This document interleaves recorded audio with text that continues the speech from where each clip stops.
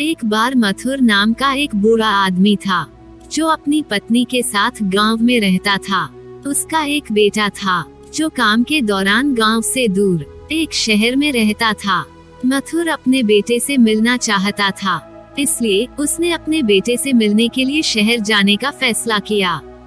वो अपने बेटे से मिलने के लिए बहुत उत्साहित था, लेकिन दुर्भाग्य से किसी और ने घर का दरवाजा खोला। मथुर ने अपने बेटे के बारे में पूछा तो उसे पता चला कि उनका बेटा उस घर से चला गया है और अब किसी अलग जगह पर रहता है।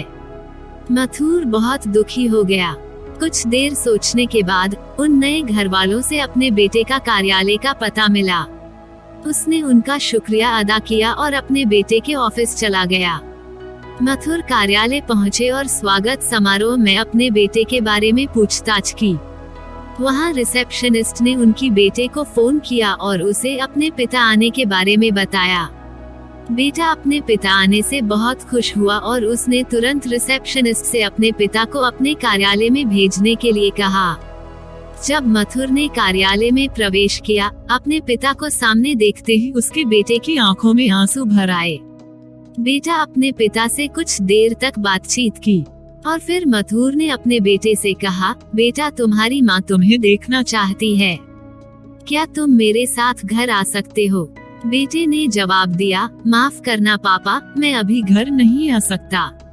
मेरे पास बहुत काम है और अगर मैं अभी चला गया तो इसे संभालना मुश्किल होगा। मथुर मुस्कुराते हुए कहा, ठीक है, आप अपना काम कर सकते हैं, मैं शाम को गांव के लिए निकलूंगा। बेटा उदास हो गया और अपने पिता को कुछ दिनों तक उनके साथ वहां रहने का अनुरोध किया, लेकिन मथुर ने यह कहते हुए मना कर दिया, जब आप अपने काम में व्यस्त हो तो मैं आपको परेशान नहीं करना चाहता या आप पर बोझ नहीं बनना चाहता हूँ। आशा है कि अगर आपके पास कभी समय हो तो आप अपनी माँ के साथ मिलने आए और मुझे आपको देखकर बहुत खुशी होगी।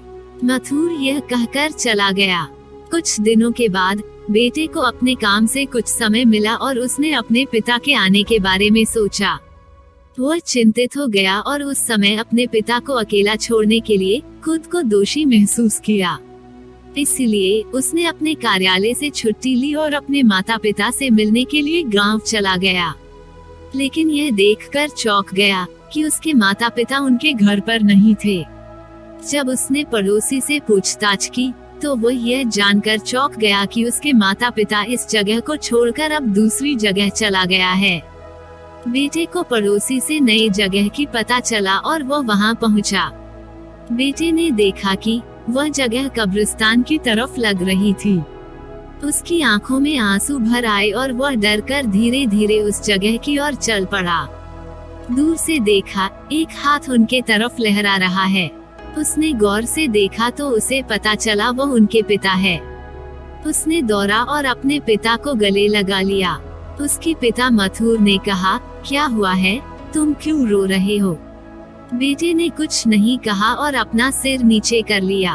मथुर ने अपने आंसू पोंछा और कहा, तुम उदास क्यों हो, क्या कुछ गलत हुआ है? बेटे ने जवाब दिया, नहीं पापा, बस मैंने कभी आपको इस हालत में देखने के बारे में नहीं सोचा। तुम यहाँ क्यों रह रहे हो? गांव में उस घर को क्यों छोड़ा? मथुर ने उत्तर दिया, बेटा मैंने तुम्हारी पढ़ाई के लिए कर्ज लिया था और तुम शहर चले गए, लेकिन खेतों में नुकसान के कारण मैं वह कर्ज नहीं चुका पा रहा था।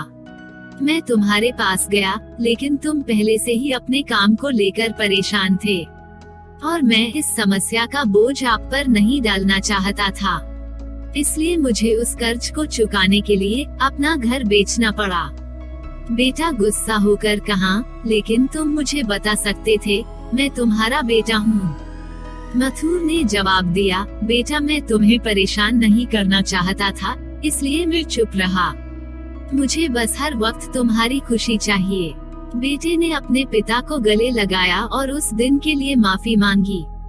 मथुर ने जवाब दिया, माफी मत चाहो बेटा, मैं तुम्हें देखकर खुश हूँ और मैं चाहता हूँ कि तुम हमारे साथ कुछ समय बिताए। हम तुमसे बहुत प्यार करते हैं और इस उम्र में तुम्हें देखने के लिए हमारे लिए शहर जाना मुश्किल है। जब भी तुम्हारे पास समय हो बस हमसे मिलने आए। तुम्हारी माँ और मैं थोड़े समय के लिए तुम्हें देखने के लिए परेशान हो गए थे। नैतिक शिक्षा, माता पिता के लिए समय निकालें जब उन्हें उनके बुढ़ापे में आपकी आवश्यकता हो। उन्हें पीछे मत छोड़ो, क्योंकि वे आपकी सफलता का सही कारण हैं। तो दोस्तों, हम आशा करते हैं कि आपको पिता और पुत्र नैतिक कहानियाँ पढ़कर जरूर अच्छी लगी होगी, और कृपया करके इन कहानियाँ को आप अपने दोस्तों और परिवार वालों के साथ शेयर जरूर करें।